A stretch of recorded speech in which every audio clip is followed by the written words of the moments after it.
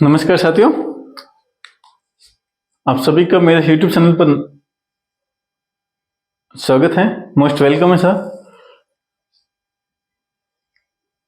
अपन पढ़ चुके हैं पिछली कक्षाओं में नस्लें में गोवंश चल रहे हैं। गोवंश 3 भागों में डिवाइडेड था। दुधारू, भारवाहक, तीसरा पॉइंट था द्विप्रयोजन।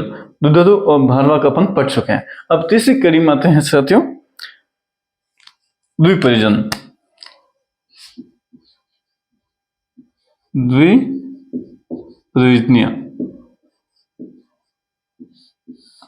द्विप्रयोजनीय साथियों, द्वि मतलब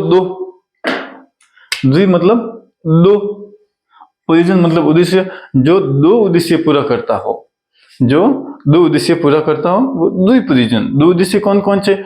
एक, उसमें उच्च दूध की क्षमता हो। दूसरा, उसको उच्च क्वालिटी का भार वहन करने की क्षमता हो, जो भार भी ढोता हो, जो दूध भी अच्छा देते हो, तो वो द्विप्रयोजनीय नस्लों के अंदर आता है साथियों। तो उसमें कौन कौन सी नस्लें आती है, एक बार आप देखिए। सबसे पहले आती है साथियों हरियाणा, जो द्विप्रयोजनीय है, जो भार ढोने में भी काम आते हैं और दूध देने में भी काम आते हैं। जो अपन भारवाहक नस्लें पढ़ सके वो सिर्फ भार ढोने में काम आते हैं, क्योंकि उनका दूध का जो उत्पादन होता है, प्रबियात होती है, वो आपको पता है 500 से 1000 लीटर के बीच में होता है, तो इतना वो नहीं होता है। तो द्विप्रयोजन ये थोड़ी अच्छी मानी जाती है। तो जिसमें हरियाणा होता है, कांकरेज है, मेवती है, चौथी, पांचवी, एक होती साथी अंगोल। ये अपने राजस्थान में नहीं पाई जाती, लेकिन अपने को याद रखने के अंगोल कौन सी है? ये दुधारू भी नहीं है, भारवाहक भी नहीं है, ये द्विप्रयोजनीय है। और एक साथी होती है अपने थारपारकर।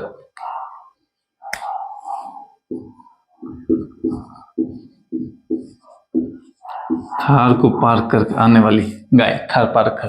तो इस साथ अपने को पढ़नी है। तो इसमें से अंगोल नहीं पढ़ेंगे, क्योंकि अंगोल अपने राजस्थान में पाई नहीं जाती है, होती नहीं है, इसलिए अंगोल को अपन नहीं पढ़ेंगे। ठीक है साथियों। तो यहाँ पर अपन 4 गोवंश का विवरण पढ़ेंगे।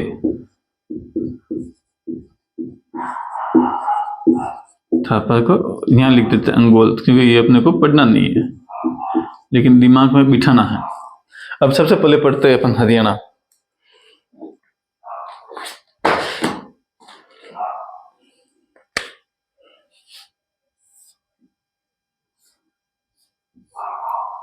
सबसे पहले इसका रंग, फिर इसकी पहचान, विशिष्ट गुण, और इसके विशिष्ट अन्य कोई नाम हो तो उस टाइप में, और फिर उसका ब्यात। इसी प्रकार से कांकरेज का, इसी प्रकार से मेवती का, इसी प्रकार से थारपारकर का अपन पढ़ेंगे।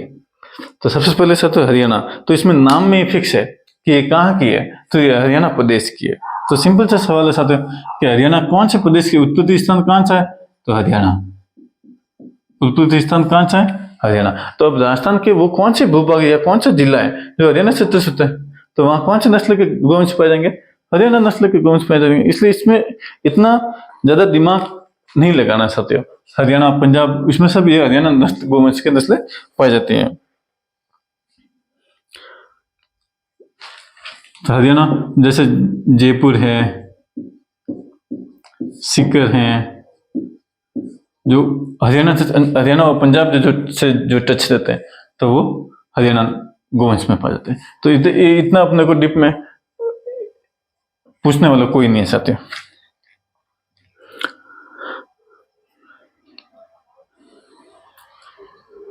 अब जो इसकी लैक्टेशन पीरियड होता है, द्विप्रयोजन में मैं साथियों बताया था आपको। हरियाणा, जयपुर, सीकर, धौलपुर जो यूपी से थोड़ा टच में लगता है, और इसके आसपास के इलाके। आप ये देख लो कि हरियाणा से टच में कौन कौन से जिले हैं, वो अपने रास्ते में हरियाणा नस्ल के गोवंश पाए जाएंगे। फिर इसमें साथियों हरियाणा का एक खूबसूरत हम्प होता है। एक साथी अपन ने पीछे पढ़ा था, सबसे मजबूत हम्प किसका होता है? नागौरी सांड का, नागौरी गोवंश का। तो सबसे खूबसूरत कुबड़ या हम्प। सबसे खूबसूरत कुबड़ या हम्प कौन सी गोवंश के नस्ल का होता है? तो सवाल पूछ सकते हैं, सिंपल सा सवाल है। खूबसूरत हम्प हरियाणा का। सबसे मजबूत नागौरिका। तो आप ये याद रखना। और इसका जो ब्याज का जो है वो तो साथियों आपको होंगे 1000 के महीने 1000 के अंदर साथियों। तो 1000 से 1500 के बीच में कि द्वीप रीजन है तो 1000 से 1500 के बीच में होंगे। और यदि बाहर वाला होगा तो 500 से 1000 के बीच में। यदि वो दो है तो 1500 से ऊपर होगा। तो 1000 से 1500 के बीच में है साथियों। ठीक हो। पर ये है साथियों इसके मोस्ट सवाल कि वो हरियाणा का ये व्हाइट कलर की होती है। इसमें कोई विशेष ऐसा कुछ नहीं है साथियों। एक साथ इसकी विशिष्ट जो गुण है या जो इसकी विशिष्ट पहचान है वो है साथियों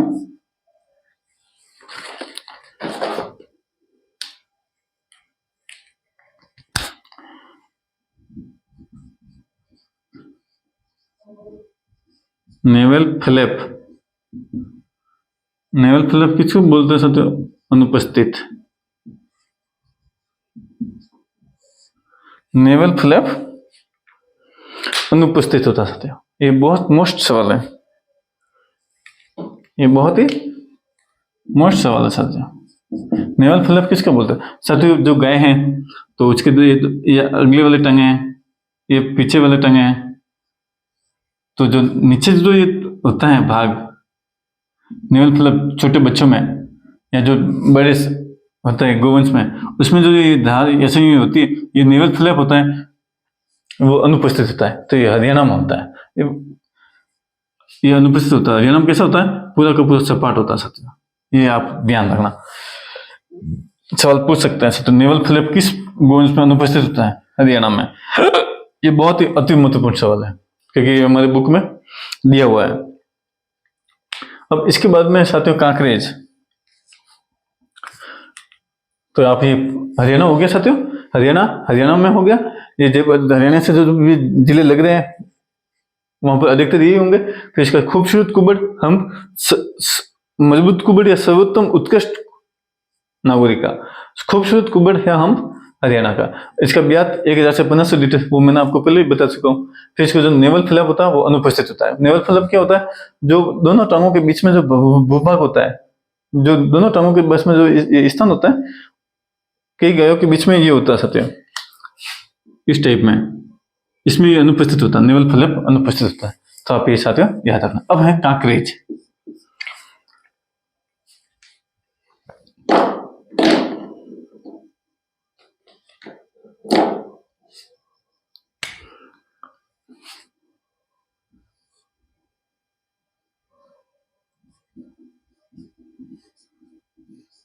अब कांकरेज में सबसे मोस्ट कौन से, उसको अपन पढ़ लेते हैं। ये हरियाणा का हो गया, अपन यहां लिख देते हैं कांकरेज।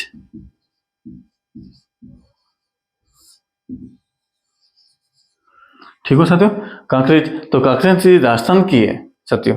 आप ये ध्यान रखना। कांकरेज ये राजस्थान की गोवंश की नस्ल है और ये सबसे ज्यादा, ये तो पूरे भारत में पाई जाती है लेकिन राजस्थान में सबसे ज्यादा पाई जाती है। और ये इसके जो मेन मूल स्थान है साथियों जालोर।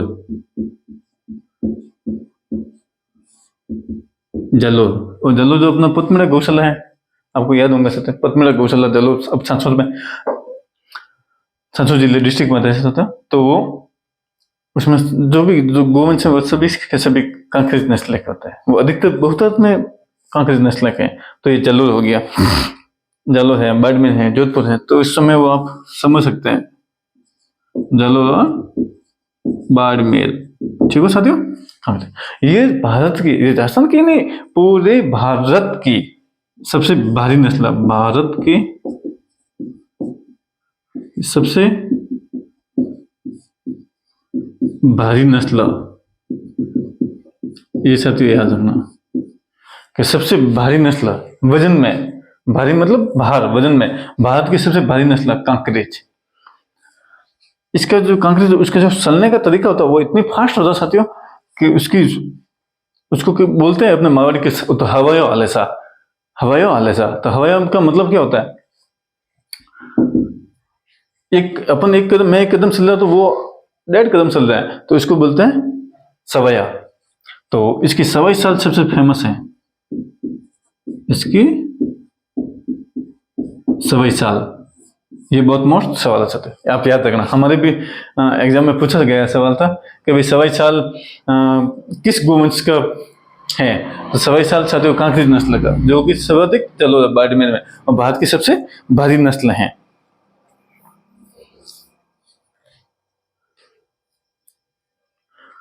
और इसका लैक्टेशन पीरियड वही 1000 से 1500 लीटर के बीच में आएगा, क्योंकि ये द्विप रीजन है साथियों। तो ये आप याद रखना कांकरेज का। जालोर बाड़मेर भारत की सबसे भारी नस्ल और सवाई साल कांकरेज की। और इसके सींग सबसे बड़े होते हैं और बहुत यूं हेवी शरीर में होती है, और सींग बहुत बड़े बड़े होते हैं, बहुत यूं मजबूत होते हैं।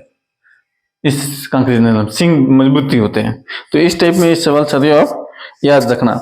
अब इसके बाद में अपन लेते हैं थार पारकर, सॉरी मेवती।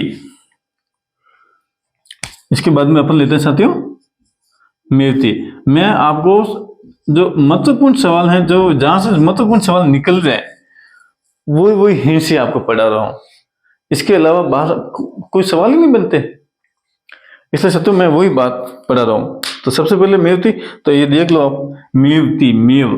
तो मेव साथियों कहाँ है? हरियाणा में, हरियाणा में। तो इसकी उत्पत्ति स्थान कौन सा है? हरियाणा के मेव क्षेत्र से, हरियाणा के मेव क्षेत्र से। तो अब राजस्थान में के वो जिले जो हरियाणा के टच में है, वहां पर ज्यादातर मेवती होंगे। क्लियर से सवाल, कोई नागौर और जैसे अपने हरियाणा पड़े तो हरियाणा यही जयपुर, सीकर, धौलपुर साथियों। कांकरेज ये जालोर बाड़मेर की है, भारत की सबसे भारी नस्ल से। मतलब मेरा कहने का मतलब ये साथियों कि मेवत मतलब मेवती मेव क्षेत्र, तो मेव क्षेत्र हरियाणा में, मेवात क्षेत्र, मेव क्षेत्र या मेवात क्षेत्र बोलते साथियों, मेवात क्षेत्र। तो मेवात साथियों हरियाणा में, और हरियाणा में है तो हरियाणा से जो भी अपने राजस्थान के जो जिले टच हो रहे, जयपुर, सीकर, धौलपुर, दौसा, करौली, जो भी टच में हो रहे, तो वहां पर ये मेवती पाई जाएंगी। इसका एक अन्य नाम है साथियों कोसी, वो आपको याद रखना पड़ेगा। हरियाणा के मेवात क्षेत्र से, तो ये साथियों हो गया जयपुर, सीकर, धौलपुर, अलवर, भरतपुर, अलवर और भरतपुर, ये हरियाणा से मेवात क्षेत्र से ज्यादा टच में है। तो आप ये थोड़ा सा याद रखना। एक इसका अन्य नाम है साथियों कोसी, कोसी। कभी कभी ये अन्य नाम आपको फंसा देंगे, क्योंकि आपको याद रखना पड़ेगा कि सवाई साल कांकरेज की सबसे खूबसूरत कुबड़ हम्प हरियाणा का ये कोसी किस नस्ल के गए हैं? तो मेवाती, मेवाती भी बोलते हैं और मेवती भी बोलते हैं साथियों। मेवती भी होती है और मेवाती भी होती है, मेवाती भी होती है।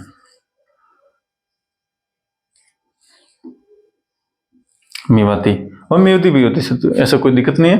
हरियाणा के मेवात क्षेत्र में अलवर, भरतपुर, ये कोसी इसका अन्य नाम है। और इसका लैक्टेशन पीरियड वही 800 से 1000 के बीच में साथियों, 800 से 1000 के बीच में, मतलब 1000 टच हो गया साथियों। 1000 से आप थोड़ा सा ऊपर समझ लो, इसमें वो वैसी कोई दिक्कत जैसी बात नहीं है। तो इसके महत्वपूर्ण सवाल यही थे साथियों। अब साथियों अपन पढ़ते हैं थार पारकर। जहां जहां से अपन मोस्ट सवाल निकल सकते थे, वो अपन ने मोस्ट सवाल निकाले साथियों। अब है साथियों स्वतः थार पारकर, थार पारकर।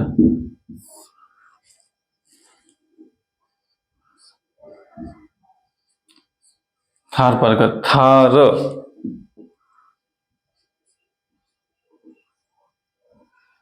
थार पारकर, जो थार को पार करके आई हुई हो।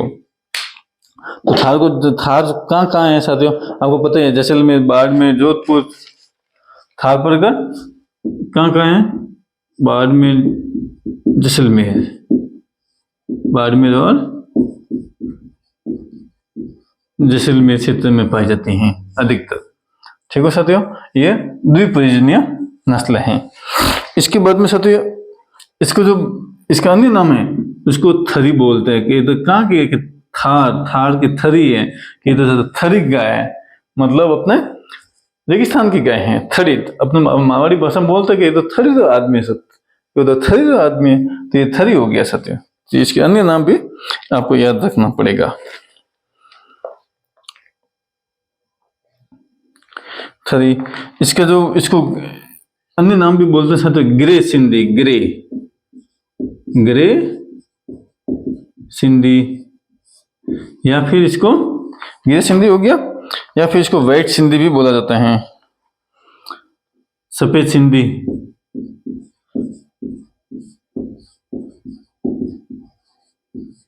सफेद सिंधी या व्हाइट सिंधी, ठीक है ना। तो थारपारकर बाड़मेर और जैसलमेर में इसको थरी भी बोलते हैं, ग्रे सिंधी भी बोलते हैं, सफेद सिंधी भी बोलते हैं, व्हाइट सिंधी भी बोलते हैं, ये अन्य नाम है। तो थारपारकर, थार को पार करके आने वाली गाय थारपारकर थड़ी में होती है। ग्रे सिंधी और सफेद सिंधी भी इसका नाम है सत्य। तो इनके महत्वपूर्ण सवाल ये था। और बाड़मेर जैसलमेर में होती है, और इसके जो लैक्टेशन पीरियड होता है वो 1600 से 2000 के बीच में होता है। अभी द्वीप रीजन में है, लेकिन 1600 से 2000 के बीच में होता है। 1600 से 2000 के बीच में इसका लैक्टेशन पीरियड होता है साथियों। अब ऐसे इस देखना जाए तो ये दूधारू नस्लें माननी चाहिए साथियों। 1600 से 2000 लीटर के बीच में आती है। ये जो अपन रेशियो देखते हैं कि भाई भारवाहक का है तो 500 से 1000, फिर अपन द्वीप रीजन में 1000 से 1500, और फिर जो दूधारू हैं जो 1500 से ऊपर है साथियों। तो इसमें जो थारपारकर है वो 2000 से 1600 से 2000 के बीच में। तो 1600 से 2000 के बीच में होने से ये दूधारू नस्ल में भी आ सकते हैं, लेकिन अभी तक इनको इंक्लूड द्वीप रीजन में किया हुआ है साथियों। तो आप ये थोड़ा सा याद रखना।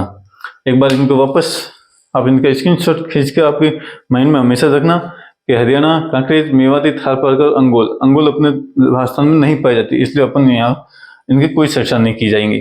फिर हरियाणा की होती है, जो भी अपने राजस्थान के जिले हैं जो हरियाणा से टच होते हैं उनमें ये अधिकतर पाई जाती है। इसका खूबसूरत कुबड़ हम्प होता है, इसका कलर व्हाइट होता है, इसका कोई मतलब ही नहीं है साथियों। फिर इसका जो ब्याज है वो 1000 से 1500 लीटर ब्याज। फिर कांकरेज है, इसमें जो हरियाणा में इसका नेवल फिलअप अनुपस्थित होता है, मतलब होता ही नहीं है इस टाइप में। फिर साथ ही कांकरेज होती है तो जल्लो बाड़मेर की होती है। अपने पतमेड़ा गौशाला में कांकरेज नस्ल की ज्यादा है। फिर साथ ही भारत की सबसे भारी नस्ल है, भारत की सबसे भारी नस्ल कौन सी? कांकरेज। इसकी जो मेन पहचान क्या है? सवाई साल। फिर साथ ही हरियाणा, मेवाती। तो मेवाती में मेवात क्षेत्र कहाँ? हरियाणा। तो ये मेवात के हरियाणा के मेवात क्षेत्र में होता है। अपने राजस्थान के कौन से जिले जो मेवात से टच होते हैं? तो वो अलवर हो भरतपुर है साथियों। फिर इसका अन्य नाम कोची है। इसका जो लैक्टेशन पीरियड है वो 800 से 1000 के बीच में। फिर साथियों थार पारकर, जो थार को पार करके जो बाड़मेर जैसलमेर जो ये क्षेत्र है साथियों, इसमें भी थरी है। ये थरी की है तो थरी। फिर ग्रे सिंधी है, व्हाइट सिंधी, इसके अन्य नाम है। और इसका लैक्टेशन पीरियड 1600 से लगाकर 2000 के बीच में है। व्हाइट सिंधी 1600 से 2000 लीटर के बीच में ब्यात के अंदर जो लैक्टेशन पीरियड होता है उसमें ये होता। तो इस प्रकार से साथियों अपन गोवंश का पूरा हो गया। गोवंश का पूरा हो गया। सबसे पहले अपन दूधारू पढ़ा, फिर भारवाहक पढ़ा, फिर द्विप्रजनन के रूप में अपन पढ़ चुके हैं। अब इसके बाद में अपन लेंगे भैंसे। तो साथियों गोवंश का ये पूरा टॉपिक पूरा हो गया। आप इसका स्क्रीनशॉट ले लीजिए, अपना नोट्स बुक बना लीजिए। इसमें से जब भी आप पेपर दोगे तो मेरे को याद करूंगा कि नहीं वास्तव में प्रवीण भाई ने बिल्कुल सही पढ़ाया था, इतने से मोस्ट सवाल बताए थे। इसलिए आप साथियों आपको याद तो करनी पड़ेगी। ठीक है साथियों, जय हिंद, जय भारत।